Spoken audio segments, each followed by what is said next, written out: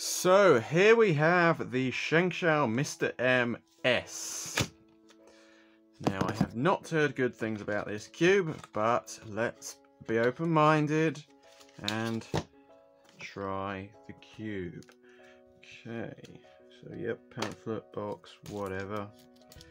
I'm not quite sure what the price is going to be yet, but I suspect it's going to be £8. That's my guess. It might not be, but it's probably going to be £8. So yeah, let's give it a try. So you can hear a very clicky magnet, somewhat resemblant of the original MrM V1, although it does not have the really weird textured feel of the original one. Now, I mean, so far the turning is smooth for what I'm trying to do. It can't corner cut 45. ShengShou, this is 2022. All cubes should be able to corner cut 45 degrees. All cubes.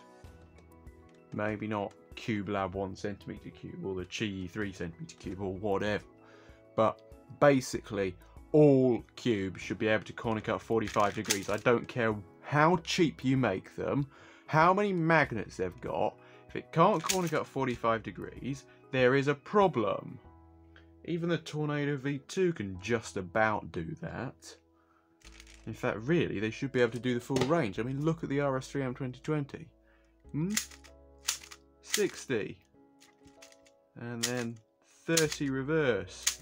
There's basically nowhere it can't corner cut.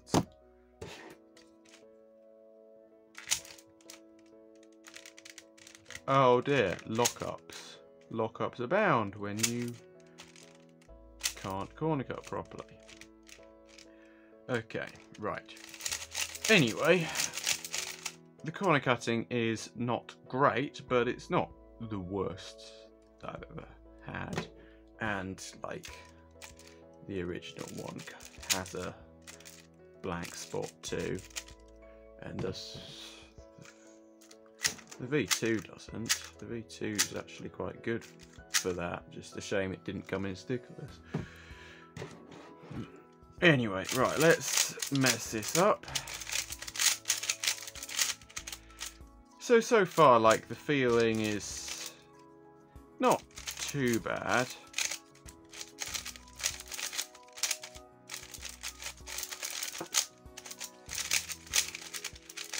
And my times aren't too slow. I mean,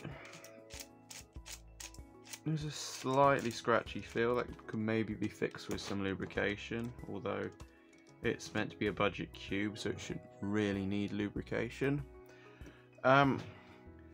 There really isn't much more to say about this cube.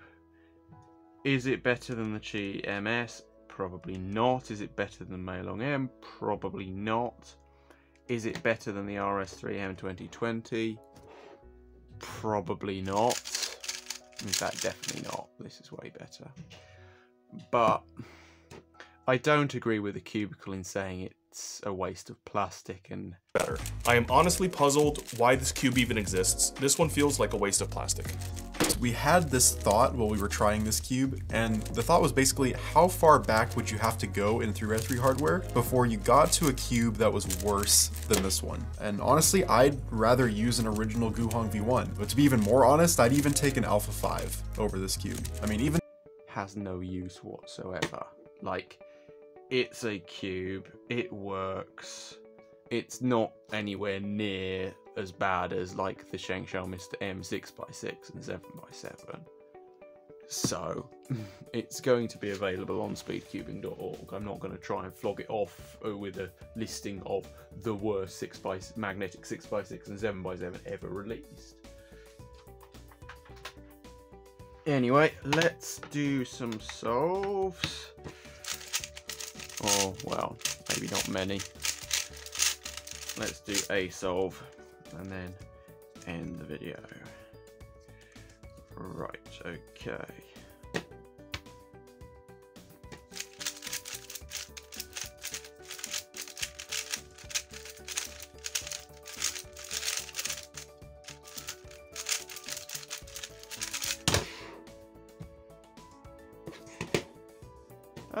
Yeah.